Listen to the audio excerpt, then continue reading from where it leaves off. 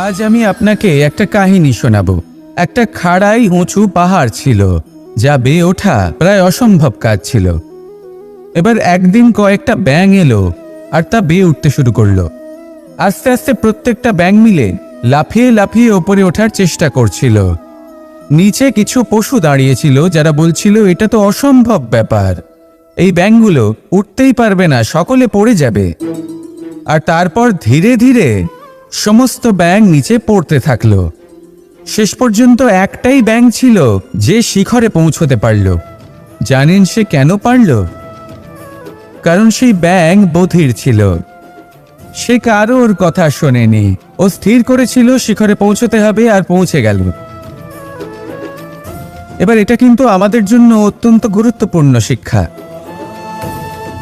আপনি যদি জীবনে নিজের লক্ষ্য স্থির করে থাকেন, তাহলে এদিক ওদিক কারোর কথা শুনবেন না, শুধু এই নিজের লক্ষ্যের দিকে অগ্রসর হন।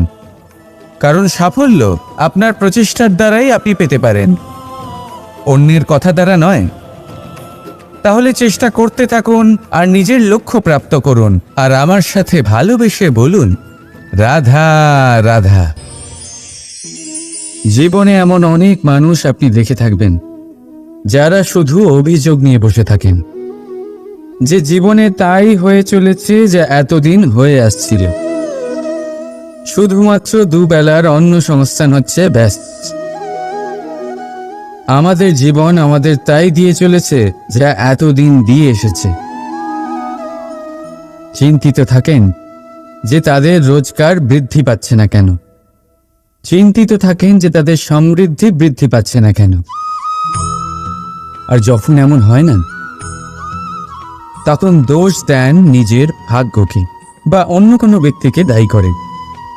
আপনি কিছু মুহূর্ত নিজের সাথে কাটান, নিজের সাথে কথা বলুন, একটু বিচার বিবেচনা করুন। আপনি বুঝতে পারবেন আপনি আজ সেটুকুই পাচ্ছেন যা আপনি এতদিন পেয়ে এসেছেন, কারণ আপনি তাই করছেন যা এতদিন ধরে করে এসেছেন। বিশেষ কিছু নয়, নতুন কিছু নয়। জীবনে যদি বিশেষ কিছু পেতে হয় তবে তার জন্য বিশেষ পরিশ্রম করতে হবে, কঠিন পরিশ্রম করতে হবে, নতুন কিছু করে দেখাতে হবে। যদি কোনো গরুর থেকে আপনি পুষ্টিকর দুধের আশা রাখেন, তাহলে তার আহারও পুষ্টিকর হওয়া উচিত। চেষ্টা দিয়ে আসে প্রগতি, আর সমর্পণ থেকে আসে সমৃদ্ধি। চেষ্টা আর সমর্পণ বাড়িয়ে তুলুন, তাহলে দেখবেন আপনি জীবন থেকে যা চাইবেন তা আপনি অবশ্যই পাবেন। তাই ভালোবেসে বলুন, রাধা রাধা। বিরোধিতা এমন এক শব্দ যা শুনে আমরা সবাই ভয় পেতে থাকি। যদি কেউ আমাদের বিরোধিতা করে তা আমাদের সহ্য হয় না। আমরাও কারোর বিরোধিতা করে কোনো শত্রুতা করতে চাই না। এই ধরনের ভাবনা আমাদের মনে আসতেই থাকে। কিন্তু বিরোধিতা, এই শব্দ আপনার শান্তির জন্য, আপনার সুখের জন্য কতটা গুরুত্বপূর্ণ তা আপনারা জানেন না। তাই যদি কাল এসে কেউ আপনার বিরোধিতা করে, তখন সবার আগে নিজেকে যাচাই করুন। আপনি কি ভুল করেছেন? আপনার দোষ কি? নিজের মধ্যে কি ত্রুটি আছে সেটা বোঝার চেষ্টা করুন, নিজেকে সংশোধন করার চেষ্টা করুন। তারপর দেখুন বিরোধিতার এই আগুন আপনাকে স্বর্ণ থেকে কুন্দন বানিয়ে তুলবে। বলা হয় এই সংসারে খারাপ বেড়েই চলেছে, কিন্তু তার কারণ এ নয় যে খারাপ মানুষ বেড়ে চলেছে। তার কারণ হলো যে ভালো মানুষ, যাদের ভালো চিন্তা, ভালো বিচারধারা আছে, তারা খারাপের বিরোধিতা করতে পারেন। যদি আপনার সম্মুখে কোনো খারাপ কর্ম হয়, তাহলে তার বিরোধিতা করতে সংকোচ করবেন না, কারণ বিরোধিতার এই আগুন মন্দকে পিছুপা হতে অবশ্যই বাধ্য করে। রাধা রাধা। জীবনে আপনি এরকম মানুষও দেখবেন যারা এটা বলে, ভাবে, নিজেকেও বলে যে উনি সেই এমন ব্যক্তি যার মতো আমি হতে চাই। ঠিক আছে, কারোর থেকে প্রেরণা নেওয়াটা কোনো ভুল নয়, কিন্তু কখনো কখনো এই প্রেরণা গুরুত্বহীন হয়ে যায় আর আমরা শুরু করে দিই সেই ব্যক্তিকে নকল করতে। এখানেই থেমে যায় আমাদের উন্নতি। এবারে দেখুন, সংসারে শত কোটি রঙের ফুল আছে, কিন্তু তারা কখনো একে অপরকে নকল করে না। নকল করে না তাদের রং, নকল করে না তাদের সুগন্ধ। তাহলে আমরা করি কেন? প্রতিটা ব্যক্তির মধ্যে কোনো না কোনো প্রতিভা অবশ্যই থাকে, যা ফুটিয়ে তোলার সঠিক সময়ও আমাদের কাছে থাকে, কিন্তু সেই মানুষ সেই প্রতিভা নির্মাণ করার পরিবর্তে সময় নষ্ট করে অন্য কারোর মতো হওয়ার জন্য, কাউকে নকল করার জন্য। এটা করবেন না। সময়কে ব্যবহার করুন নিজের অস্তিত্ব নির্মাণ করার জন্য, কারণ কারোর ছায়া হওয়ার থেকে ভালো আপনি কারোর জন্য প্রেরণা হয়ে উঠুন। রাধা রাধা। আপনি কখনো পাখিদের দেখেছেন? যেভাবে মানুষ তার সন্তানকে জন্ম দেয়, পাখিরাও সন্তানদের জন্ম দেয়। আর যেই তার সন্তান এই সংসারে প্রবেশ করে, সেই পাখি তাকে আগলে রাখে, তার যত্ন করে, ওর জন্য বাসা বানায়, ওর জন্য দূর কোথাও থেকে খাবার নিয়ে আসে, নিজের ঠোঁট দিয়ে ওর মুখে খাবার খাইয়ে দেয়, সব কিছু করে। কিন্তু একটা কাজ পাখি করে, কিন্তু মানুষ কখনোই করে না। যখন পাখি মনে করে যে তার সন্তান বড় হয়ে গেছে, ওকে এবার ওরা শিখতে হবে, নিজেকেই আত্মরক্ষা শিখতে হবে, নিজের খাবার নিজেই খুঁজে আনতে হবে, তো সেই পাখি তার সন্তানকে বাসা থেকে বের করে দেয়।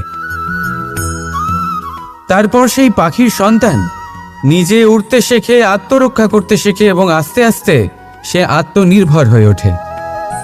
কিন্তু মানুষ কি তার সন্তানের সাথে এটাই করে? কখনোই নয়। মানুষ তার সন্তানকে নিজের সাথে বেঁধে রাখে, সব সময় তার লালন পালনের, তার দেখাশোনার ব্যবস্থা করে রাখে, আর এটাই ভাবেন যে আমি হলাম ওর পালনকর্তা, ওর খেয়াল রাখা তো আমার কর্তব্য।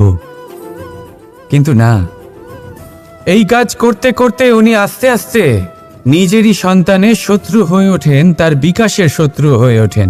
তাই যখন সন্তান বড় হবে তখন অবশ্যই ভালোবাসুন, কিন্তু পাখির মতো কঠোর হওয়াও প্রয়োজনীয়, তবেই তার বিকাশ হবে। ওকে নিজের কষ্ট নিজেকেই সহ্য করতে দিন, শিখতে দিন জীবনের অনুভূতি কেমন, তবেই তার বিকাশ হবে। নয়তো সেই সন্তান আজীবন আপনার জন্য বোঝা হয়ে থাকবে, আর আপনি তার বিকাশের পথে আজীবন বাধা হয়ে থাকবেন। আর আমার মনে হয় না আপনি সেটা চাইবেন, তাই তো? আসুন আমার সাথে ভালোবেসে বলুন রাধা রাধা। আমাদের মনে সবসময় একটা প্রশ্ন এসেই থাকে, এই জীবন যা কিনা ঈশ্বর আমাদের দিয়েছেন, একটা জীবন, ঈশ্বর এক আত্মা দিয়েছেন পৃথিবীতে বাঁচার জন্য। যতদূর আমরা জানি আমাদের কাছে একটাই জীবন রয়েছে। আমরা ভাবি এই জীবন গুছিয়ে কিভাবে রাখা যায়। প্রত্যেক মানুষ ভাবেন যে আমি কি করি যাতে এই জীবনকে গুছিয়ে রাখা যায়, কিরকম কর্ম করব, কিরকম পুণ্য করব, কি ধরনের শাস্ত্র পড়ব যাতে আমি সেই জ্ঞান অর্জন করি যাতে জীবনটা সুন্দর করে তুলতে পারি। আমাদের সমগ্র জীবন কেটে যায় এই প্রশ্নের উত্তর খুঁজতে, সেই শাস্ত্র অধ্যয়ন করতে। এমন অনেক মানুষ তাও বুঝতে পারেন না। আসুন আজ আমি আপনাকে একটা সহজ কথা বলি, যার দ্বারা আপনি নিজের জীবন সুন্দর করবেন। জীবন, জিহ্বা, এদের দুজনেরই হলো একটাই রাশি। জিহ্বা অর্থাৎ আপনার কথা, এই কথাকে সংযত রাখুন, একে সুন্দর করে তুলুন, মধুর কথা বলুন, যতটা সম্ভব একে নিয়ন্ত্রণে রাখুন, আপনার জীবন সুন্দর হয়ে উঠবে। কারণ এই শব্দ হয় অত্যন্ত শক্তিশালী। এটা হলো এমন এক বন্ধন যা আপনার সামনের মানুষকে আপনার ব্যক্তিত্বের সাথে জুড়ে দিতে পারে। তাই এই শব্দ সংযত রাখুন, একে সুন্দর করে তুলুন। আপনার জীবন আপনা থেকেই সুন্দর হয়ে উঠবে। আর আসুন, এই মধুর সুন্দর অনুভূতি দিয়ে বলুন, রাধা রাধা। কস্তুরী তাকে ধারণ করে যে হরিণ তার নাভিতে থাকে, কিন্তু সেই হরিণ ওই কস্তুরীর সুগন্ধ নিয়ে তা পাওয়ার জন্য এদিক ওদিক ছুটে বেড়াতে থাকে। সেই হরিণ এই কস্তুরী অবশ্যই পেতে পারে যদি সে নিজের ভেতরে উঁকি মেরে দেখে। এবারে দেখুন, সুর বাঁশির মধ্যেই থাকে, শুধু প্রয়োজন তাকে খুঁজে বার করার চেষ্টা, অবিরাম চেষ্টা। ঠিক এরকমই হয় আমাদের শক্তি, যা আমাদের ভিতরে লুকিয়ে আছে। ভাবুন, যখন পরমাত্মা আমাদের ভেতরেই আছেন, তখন তাকে আমরা বাইরে খুঁজব কেন? আমরা নিজেদের অন্তরে তখনই দেখি যখন অপরের থেকে সাহায্যের সমস্ত আশাই শেষ হয়ে যায়। তাই জীবনে কেউ সাহায্য করবে এই আশা করে বসে থাকবেন না, নিজেই নিজেকে সাহায্য করুন। রণক্ষেত্রে আপনি ভালো সারথি পেতেই পারেন, কিন্তু জীবনের এই যাত্রাপথে আপনাকেই নিজের সারথি হতে হবে। রাধা রাধা। কৌতুক অর্থাৎ হাসি, এটা জীবনে কতটা গুরুত্বপূর্ণ। আমরা সর্বদাই হাসতে চাই, আমরা সর্বদা অন্যের মুখে এই হাসি দেখতে চাই। কিন্তু এই কৌতুক অনেক প্রকারের হয়। আর এই কৌতুকের ভিত্তি কি, সেটাও খুব গুরুত্বপূর্ণ। কৌতুক কেবল তখনই পাবেন যখন তা শুদ্ধ মন থেকে আসবে। কৌতুক তখনই পাবেন যখন তার সামনের জনকেও হাসিয়ে তার কষ্ট হরণ করবে। এবারে যদি কৌতুক হিংসার থেকে বেরোয়,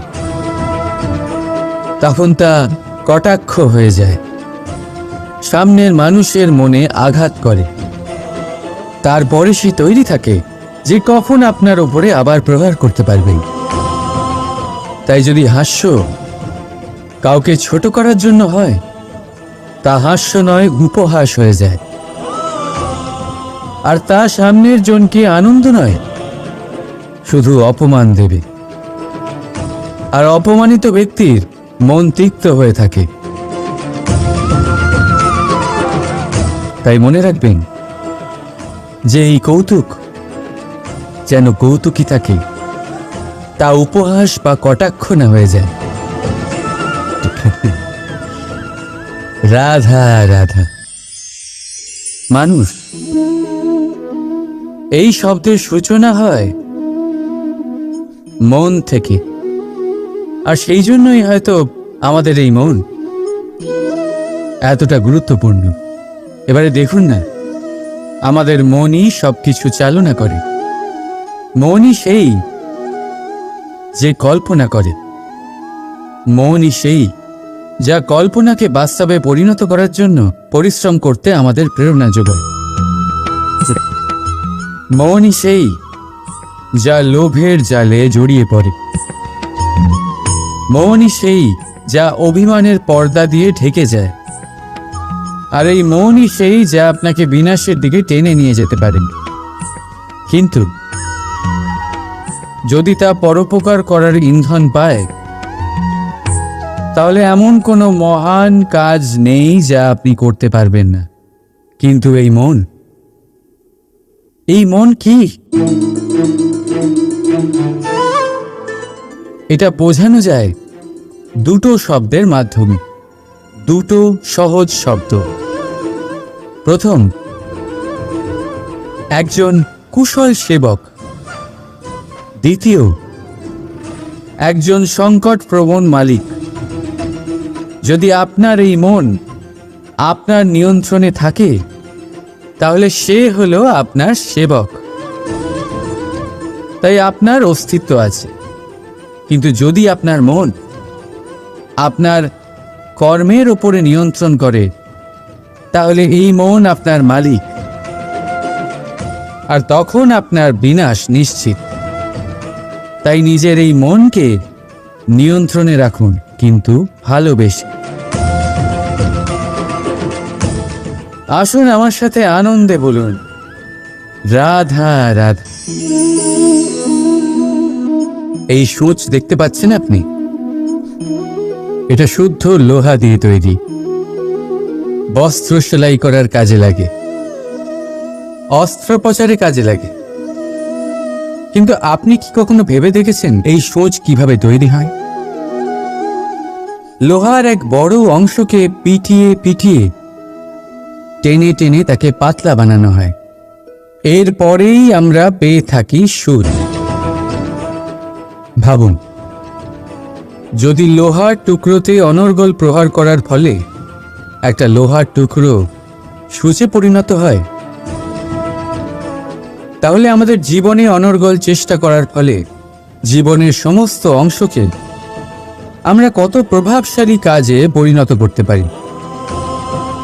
শুধু প্রয়োজন দৃঢ় নিশ্চয়তা। তাহলে আসুন আমার সাথে ভালোবেসে বলুন, রাধা রাধা। বিশ্বাস। জীবনে বিশ্বাস কতটা গুরুত্বপূর্ণ। একজন স্ত্রী তার স্বামীর হাত ধরে যে কোনো জায়গায় যেতে পারেন। এর কারণ হলো বিশ্বাস। তার নিজের স্বামীর ওপরে বিশ্বাস আছে। যখন একজন মা তার ছোট বাচ্চাকে কোলে তুলে হাওয়ায় ওঠায়, তখন সেই বাচ্চা ভয়ভীত হয়ে যায় না। তার কারণ হলো বিশ্বাস। তার বিশ্বাস আছে যে তার মা তার কিচ্ছু হতে দেবে না। এক বৈদ্যের দেওয়া ঔষধ সন্তান কিছু না বুঝে শুনেই খেয়ে ফেলে। সেই বৈদ্যের জ্ঞানের বিষয়ে তার কোনো ধারণাই থাকে না। শুধু নিজের পিতার উপরে বিশ্বাস আছে যে তার পিতা তাকে খারাপ কিছুই দেবে না। যখন এই সংসারের প্রতিটা বন্ধন বিশ্বাসের উপরে দাঁড়িয়ে আছে, তাহলে কেন এই বিশ্বাসকে আমরা জীবনে আনতে পারি না? আপনি নিজেই দেখুন, এই বিশ্বাস নিজের জীবনে এনে দেখুন, সবকিছু আরো সুন্দর হয়ে যাবে। তাই ভালোবেসে বলুন, রাধা রাধা। বড় বড় রাজমহলের বড় বড় ইমারতের চূড়া কত সুন্দর হয়, কিন্তু আপনি কি কখনো এই বিষয়ে ভেবেছেন যে এই সুন্দর চূড়ায় পৌঁছতে গেলে আপনাকে পৃথিবীতে পাপ ফেলতেই হবে? সেই সুন্দর চূড়ায় পৌঁছে দীপ্তি পাওয়ার জন্য আপনাকে একটা কঠিন পথ অবলম্বন করতেই হবে। যদি আপনি কোনো কঠিন পথে না গিয়ে এই পৃথিবীর সাহায্য ছাড়াই শুধু উচ্চতার দিকে অগ্রসর হতে থাকেন, তাহলে সর্বদা অসফল হবেন। সেই জন্য নিজের স্বপ্ন পূরণের এই যাত্রাতে নিজের পথ কখনোই হারাবেন না, নিজের পথ থেকে সরবেন না। যদি এমন করেন, তাহলে তো আপনার স্বপ্ন পূরণ হবেই না, তার সাথে আপনি নিজের পথও হারাবেন। রাধা রাধা।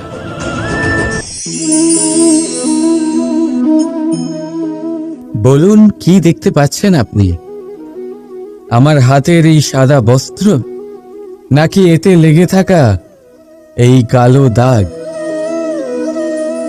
এবারে সত্যি কথা বলতে কি, আপনার নজর সবার আগে এই কালো দাগের ওপরে গেছে। ঠিক আছে, এমনই তো হয়। ভীষণ কম মানুষ থাকেন যারা ভাবেন কোনো ব্যক্তি ভীষণ পরিশ্রম করে এই বস্ত্র ধুয়েছেন, এটা শুকিয়েছেন। বেশিরভাগ মানুষের নজর যায় এই দাগের ওপরে, ভাবেন যে এটা কি করে লাগলো। কিছুটা এরকমই হয় আমাদের ব্যক্তিত্বের সাথে। আমাদের শুভ কর্মের ওপরে আমাদের একটা খারাপ কর্ম ভারী মনে হয়। এবারে ভাবুন, যদি আমি চন্দ্রের কথা বলি, তাহলে তার শীতল আলো দেখার পূর্বে তার কলঙ্ক লক্ষ্য করেন, সেই চাঁদে লেগে থাকা কালো দাগ দেখে নেন।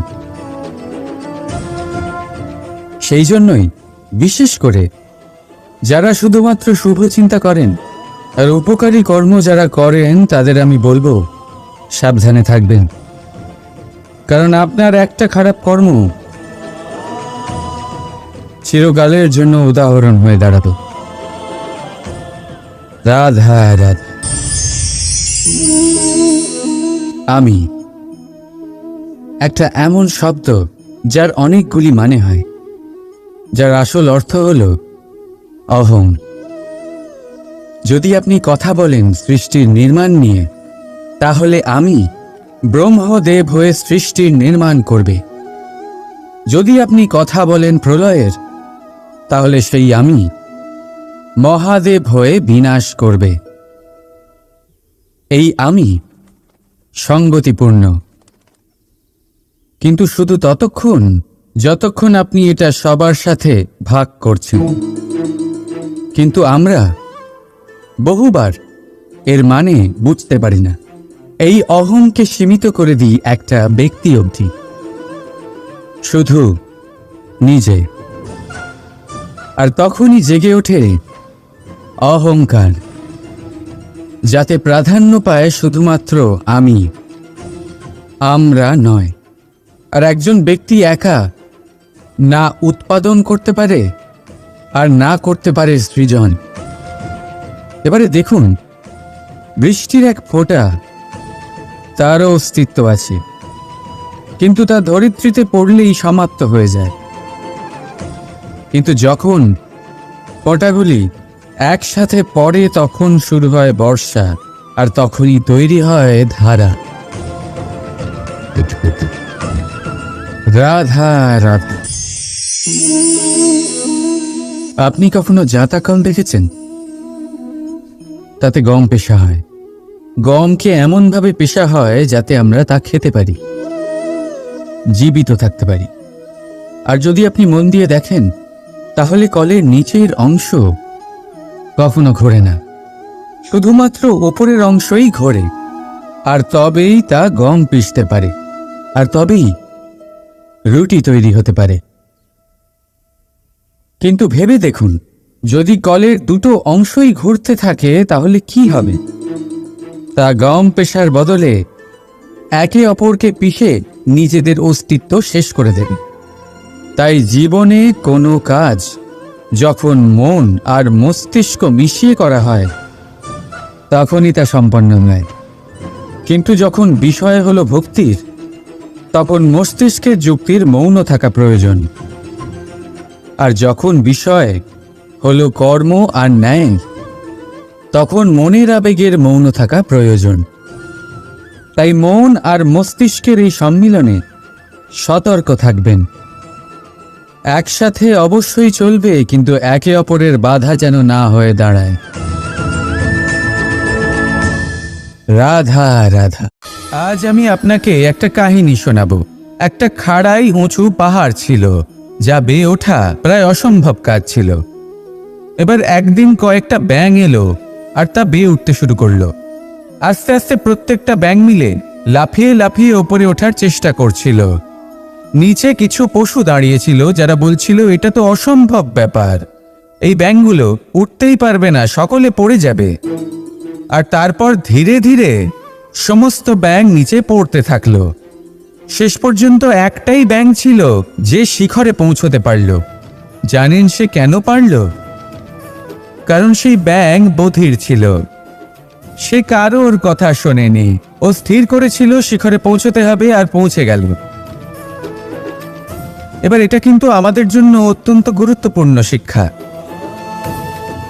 আপনি যদি জীবনে নিজের লক্ষ্য স্থির করে থাকেন, তাহলে এদিক ওদিক কারোর কথা শুনবেন না, শুধু এই নিজের লক্ষ্যের দিকে অগ্রসর হন। কারণ সাফল্য আপনার প্রচেষ্টার দ্বারাই আপনি পেতে পারেন, অন্যের কথা দ্বারা নয়। তাহলে চেষ্টা করতে থাকুন আর নিজের লক্ষ্য প্রাপ্ত করুন। আর আমার সাথে ভালোবেসে বলুন, রাধা রাধা। জীবনে এমন অনেক মানুষ আপনি দেখে থাকবেন যারা শুধু অভিযোগ নিয়ে বসে থাকেন যে জীবনে তাই হয়ে চলেছে যা এতদিন হয়ে আসছিল। শুধুমাত্র দুবেলার অন্ন সংস্থান হচ্ছে ব্যাস। আমাদের জীবন আমাদের তাই দিয়ে চলেছে যা এতদিন দিয়ে এসেছে। চিন্তিত থাকেন যে তাদের রোজগার বৃদ্ধি পাচ্ছে না কেন, চিন্তিত থাকেন যে তাদের সমৃদ্ধি বৃদ্ধি পাচ্ছে না কেন। আর যখন এমন হয় না, তখন দোষ দেন নিজের ভাগ্যকে বা অন্য কোনো ব্যক্তিকে দায়ী করেন। আপনি কিছু মুহূর্ত নিজের সাথে কাটান, নিজের সাথে কথা বলুন, একটু বিচার বিবেচনা করুন। আপনি বুঝতে পারবেন আপনি আজ সেটুকুই পাচ্ছেন যা আপনি এতদিন পেয়ে এসেছেন, কারণ আপনি তাই করছেন যা এতদিন ধরে করে এসেছেন। বিশেষ কিছু নয়, নতুন কিছু নয়। জীবনে যদি বিশেষ কিছু পেতে হয় তবে তার জন্য বিশেষ পরিশ্রমও করতে হবে, কঠিন পরিশ্রম করতে হবে, নতুন কিছু করে দেখাতে হবে। যদি কোনো গরুর থেকে আপনি পুষ্টিকর দুধের আশা রাখেন, তাহলে তার আহারও পুষ্টিকর হওয়া উচিত। চেষ্টা দিয়ে আসে প্রগতি, আর সমর্পণ থেকে আসে সমৃদ্ধি। চেষ্টা আর সমর্পণ বাড়িয়ে তুলুন, তাহলে দেখবেন আপনি জীবন থেকে যা চাইবেন তা আপনি অবশ্যই পাবেন। তাই ভালোবেসে বলুন, রাধা রাধা।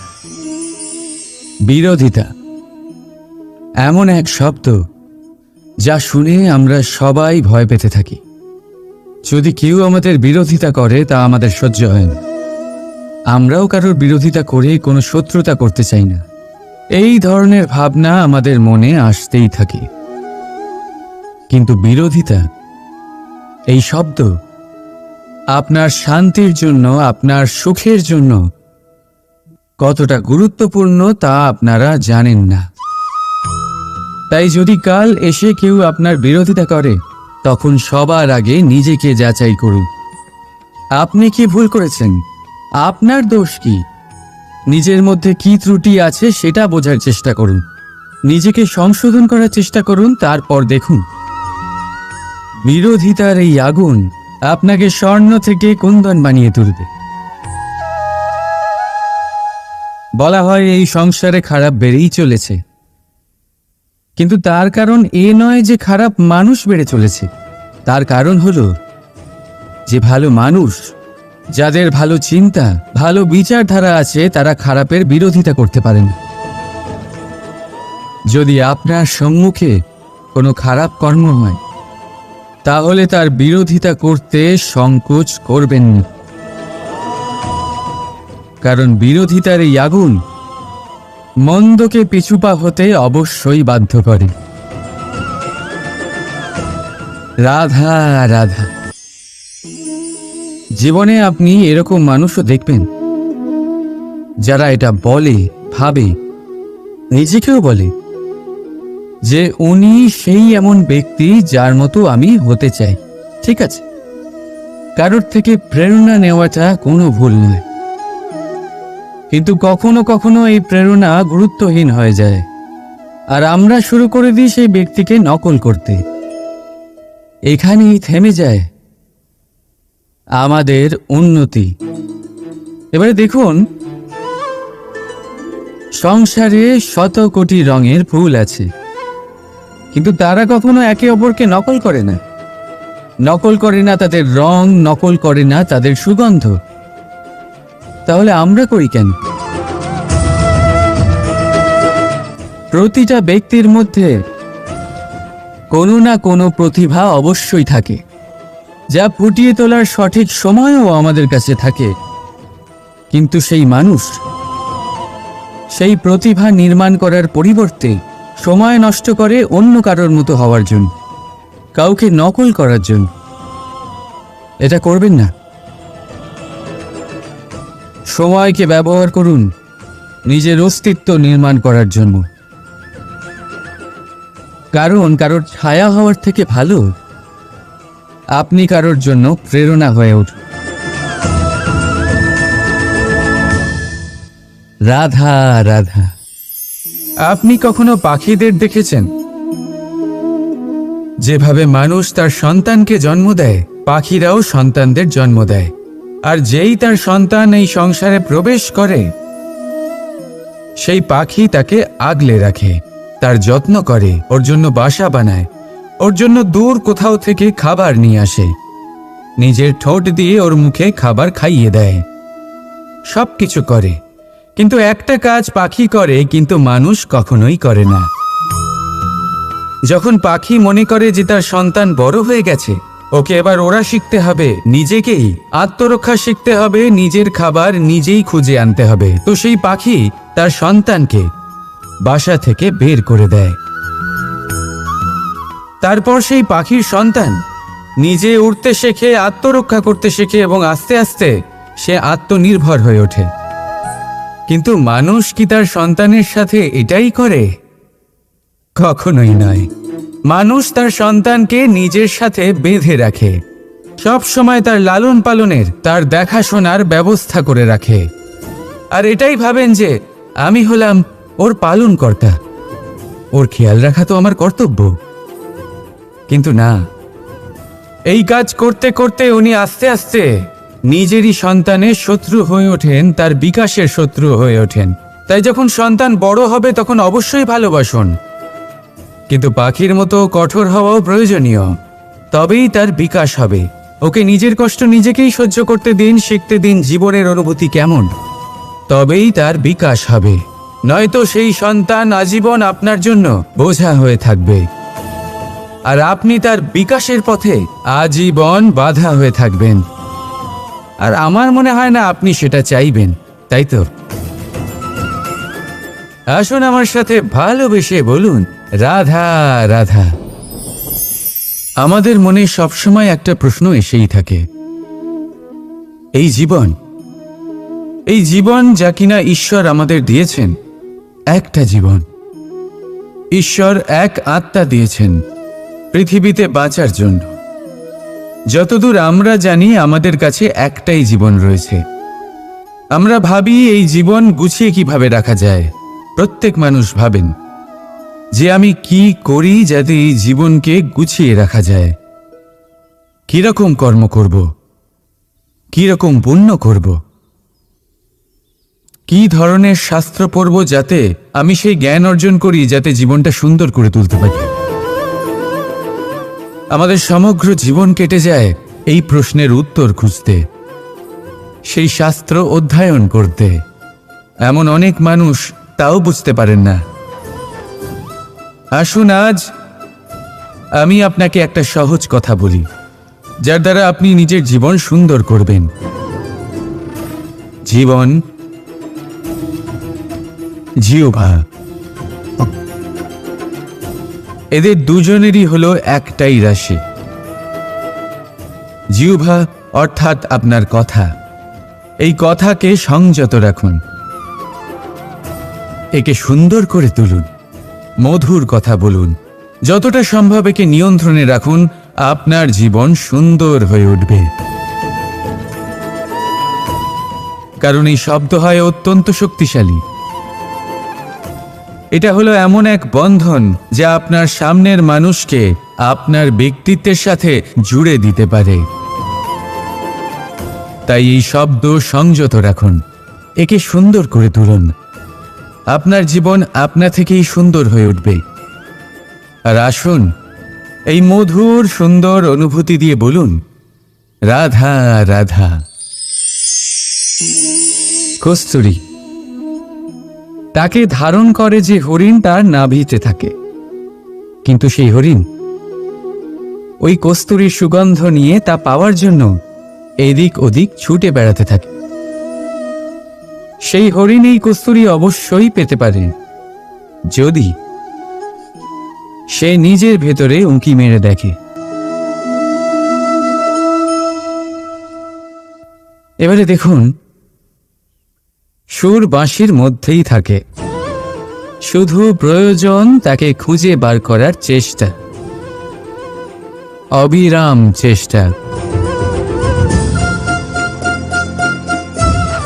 ঠিক এরকমই হয় আমাদের শক্তি, যা আমাদের ভিতরে লুকিয়ে আছে। ভাবুন, যখন পরমাত্মা আমাদের ভেতরেই আছেন, তখন তাকে আমরা বাইরে খুঁজব কেন? আমরা নিজেদের অন্তরে তখনই দেখি যখন অপরের থেকে সাহায্যের সমস্ত আশাই শেষ হয়ে যায়। তাই জীবনে কেউ সাহায্য করবে এই আশা করে বসে থাকবেন না, নিজেই নিজেকে সাহায্য করুন। রণক্ষেত্রে আপনি ভালো সারথি পেতেই পারেন, কিন্তু জীবনের এই যাত্রাপথে আপনাকেই নিজের সারথি হতে হবে। রাধা রাধা। কৌতুক অর্থাৎ হাসি, এটা জীবনে কতটা গুরুত্বপূর্ণ। আমরা সর্বদাই হাসতে চাই, আমরা সর্বদা অন্যের মুখে এই হাসি দেখতে চাই। কিন্তু এই কৌতুক অনেক প্রকারের হয়, আর এই কৌতুকের ভিত্তি কি সেটাও খুব গুরুত্বপূর্ণ। কৌতুক কেবল তখনই পাবেন যখন তা শুদ্ধ মন থেকে আসবে।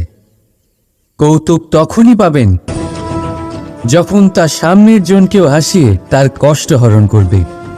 এবারে যদি কৌতুক হিংসার থেকে বেরোয়, তখন তা কটাক্ষ হয়ে যায়, সামনের মানুষের মনে আঘাত করে। তারপরে সে তৈরি থাকে যে কখন আপনার উপরে আবার প্রহার করতে পারবেন। তাই যদি হাস্য কাউকে ছোট করার জন্য হয়, তা হাস্য নয়, উপহাস হয়ে যায়।